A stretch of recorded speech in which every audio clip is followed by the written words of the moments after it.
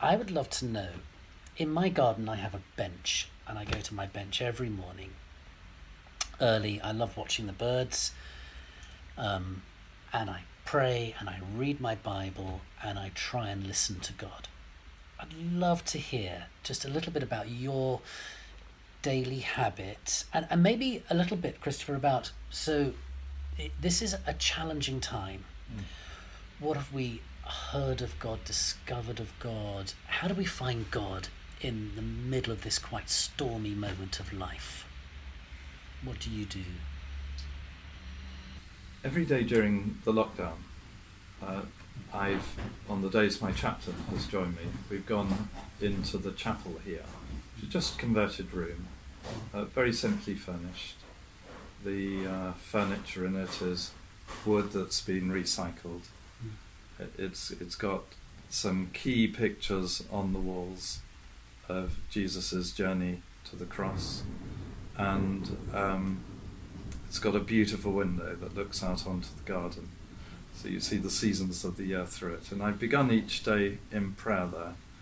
I've almost every day we've celebrated communion together, and we've shared that, and that has been through this period of enormous challenge, a real stable core starting each day. And I think it's been possibly more important than at other times. I also have a bench in the garden, and there's quite a story to that. And that is that I decided last year that by the time I finish my time as Bishop of Southwark, I would really regret that I had been out and about so much, going round the diocese, and not hardly at all sat and just appreciated being still here. That I'd always been thought of being out and about and going to see people and things. And of course, with the lockdown, I've had to try and reach out to people from here, as in online worship and other things, people have had to try and think of reaching out in different ways. And so the bench, which was in a terrible state, I began by using one of these power jerks, and then it was sanded down, and then with my nephew's help we varnished it, and it's a place where I can sit now and be still and appreciate the beauty of the garden. It's quite interesting, isn't it? I think how I'm an extrovert. I have struggled with being indoors so much, but perversely it's been quite good for me. And it has forced me to learn things about myself. The enforced stillness, once I've stopped wriggling, has actually been quite a rich time. And in that regard, I can look back at this season and say, I think I found something new of God and me in our journey together. Perhaps a different way of being for a while, which will enrich and enliven what goes onwards from this moment. I wonder what you've discovered yourself. It certainly has been a time of discovery. I always think that one of the ways to pray is to learn to be centred. And I think in the lockdown there has been the opportunity for us all to be really centred and focused on what the task is, what the challenge is, what the source of prayer is. And that has been an enormous benefit when I'm used sometimes each day thinking I'm ricocheting from one thing to another. And really having to force myself to be centred at each stage. That has happened more naturally. I felt in my contact with clergy and people in parishes that there has been a genuine rediscovery of pastoral ministry. People have realised the compelling need to make contact with people, to see how they are, to have conversations. I was speaking to one of our younger clergy last week, and he was saying, why had he never thought each day of just ringing up 5 people and asking how they were? And that because he wasn't able to visit them in their houses, he was doing this, and he thought he would continue to do this. These are some of the insights, and I think, which have happened in a very, very challenging and difficult time. We've also had to accompany people who've been ill on their journey. 2 of the clergy in the diocese have died during recent weeks. One very hard-working parish priest coming near to retirement. Terrible tragedy, obviously, for that community, for his family, for the diocesan family.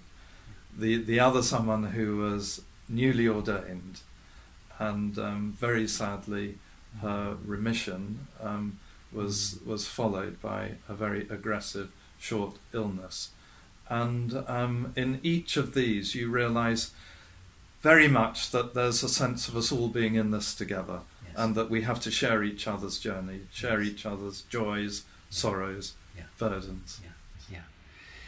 We certainly knew Peter very well. He was a great friend of ours, and feel his loss deeply. It's a sad, sad moment.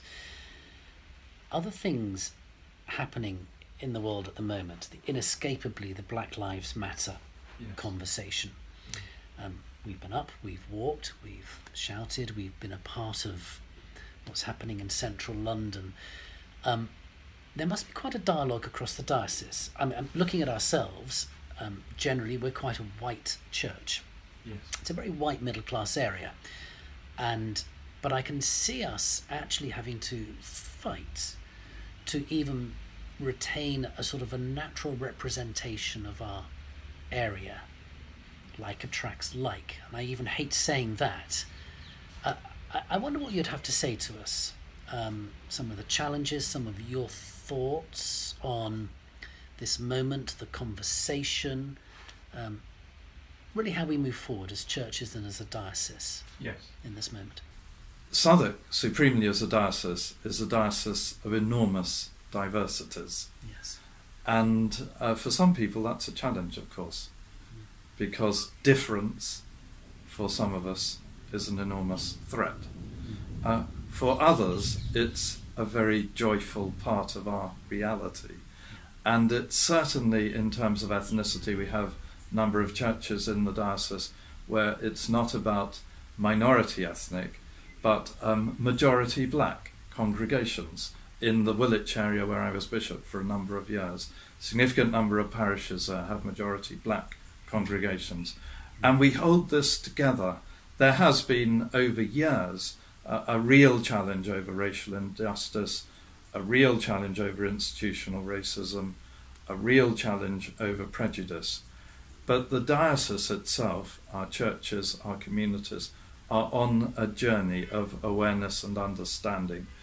When something terrible happens, like the death of George Floyd, and that sense that for 8 minutes and 46 seconds he was struggling to breathe because he was being pinned down on the ground, calling for his mother and saying again and again, "I can't breathe," something happens which causes deep hurt, deep anger, and for some, rage. And this is something which we have to try to have common ownership of it. It is not enough, as it began, for one of my young black clergy who is a curate to write to me and say, "I feel I have to write just to say to you, as my bishop, the rage and anger I feel and the deep hurting as someone who is trying to offer ministry in love to all." If we don't take ownership of that, we are holding at arm's length something which is possibly the seed for our future journey, the seed of our renewal, the seed of our reaching out with God's love to others. And so in response to that, and the sense that we have a significant number of black clergy in the diocese, we have something called the Minority Ethnic Anglican Concerns Committee. I got the area leaders of that, each to hold a plaque, and they did this virtually, but each holding the plaque. I was holding one as well, which said, it was before our churches were open, as they have been for 2 weeks now, for private prayer. Our churches are closed, our hearts are open, Black Lives Matter. My sense is that the secret to us moving forwards on this is to respond from the heart. There is the rage, there is the anger, but if we are going to truly be a community that represents our unity in Christ, in whom there is no distinction, then that has to come from the heart. And a lot of Christ's teaching, of course, that we have recorded in the New Testament is about condemning those whose hearts have become stone and commending those who are responding from the heart. So it's more than just the letter of the law, challenging injustice and prejudice, which does need challenging. It is actually something from our hearts. And I think that actually there's something about the journey of doing the right thing for the right thing's sake. But the end point must be when we can look around us and say, some of my closest friends who are absorbed into my family, my social life, who come to supper, who we walk with and talk with and share our lives with as deep, close friends, are of black, minority, ethnic culture. I'd love us all to be able to hold our hands up and say we have diversity in those that we call our intimate friends. That's when we've arrived.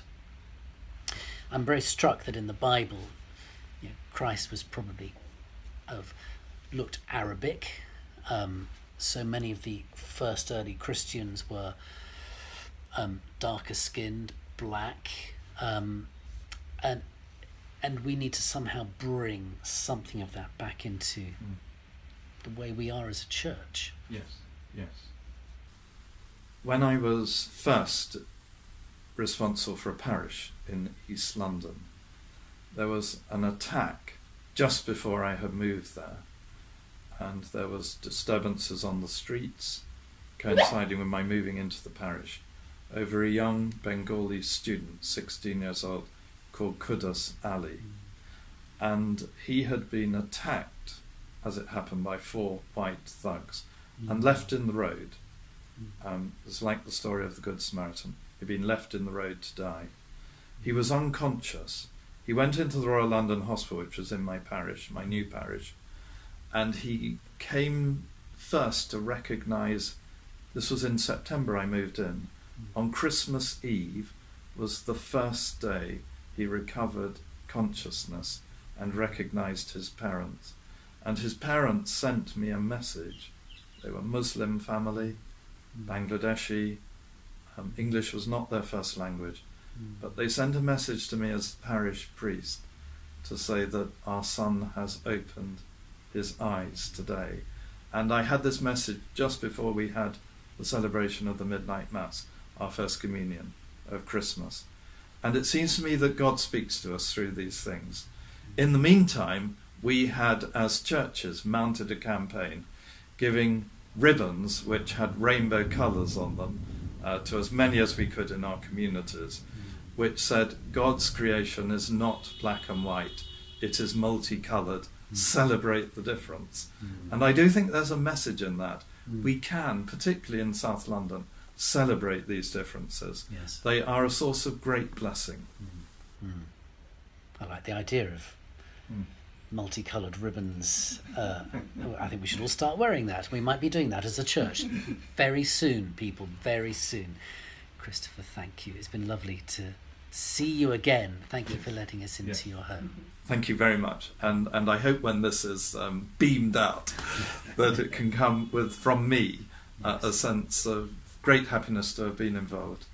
My prayers for you all and God's blessing on you all. Thank you.